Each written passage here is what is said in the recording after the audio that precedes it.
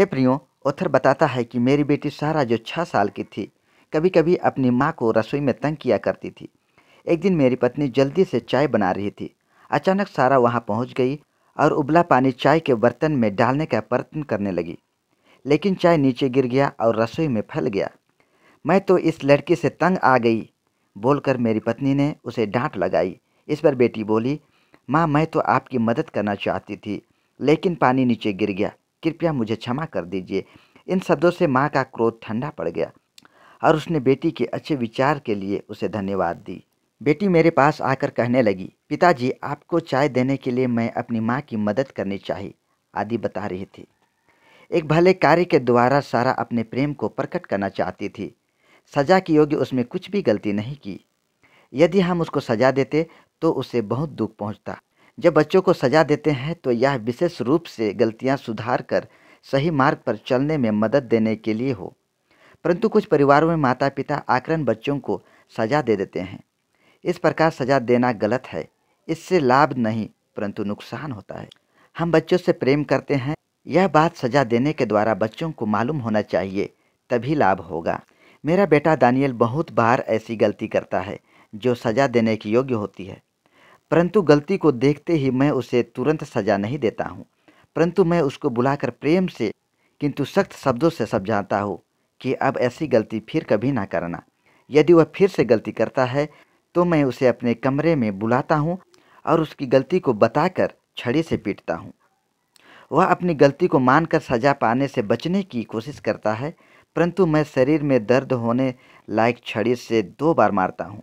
यह रोएगा, किंतु कुछ देर बाद मैं उसे प्यार से गले लगाकर कहता हूँ, डैडी तुमसे प्यार करते हैं इसलिए तुम्हें मारा है। डैडी चाहते हैं कि तुम गलत काम ना करके यीशु के अच्छे बेटे बनकर बढ़ो। मुझे याद है एक बार मैंने अपने बेटी की अच्छी तरह से पिटाई की।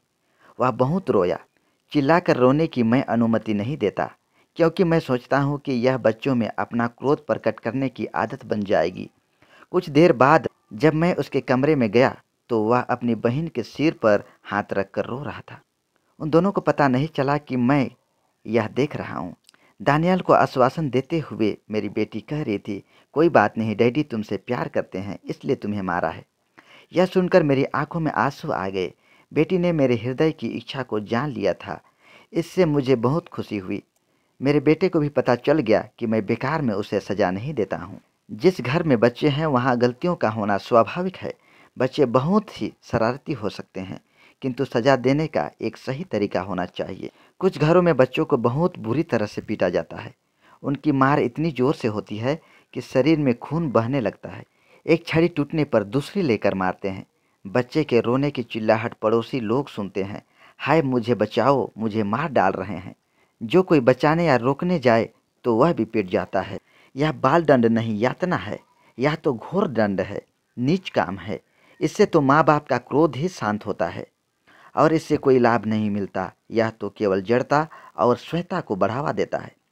परमेश्वर का वचन कहता है, और हे बच्चे वालों अपने बच्चों को रिस ना दिलाओ, परंतु प्रभु की शिक्षा और चेतावनी देते हुए उनका पालन पोषण करो।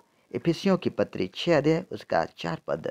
कठोर दंड देने से माँ बाप के प्रति बच्चों का प्यार कम होता जाता है। वे माता पिताओं को शत्रुता की नज़र से देखने लगते हैं। बड़े होने पर ऐसे बच्चे माता पिता की आज्ञाओं को नहीं मानेंगे। समझाएंगे तो वे कहेंगे, आपके उपदेश की आवश्यकता नहीं है, मुझे आप लोगों का प्यार सब मालूम है। मेरे हाथ पैर बांध कर मारना क्या यह प्यार है? मेरे शरीर पर चोटों के निशान क्या मुझे सुधारने के लिए? माता पिताओं से कठोर दंड पाए हुए बच्चों में से अधिकतर शराबी, दुष्ट और समाजद्रोही बन जाते हैं। यदि आप स्वयं शराब, गंजा, सिनेमा व धूम्रपान से लीन रहेंगे तो आप अपने बच्चों को उपदेश नहीं दे पाएंगे।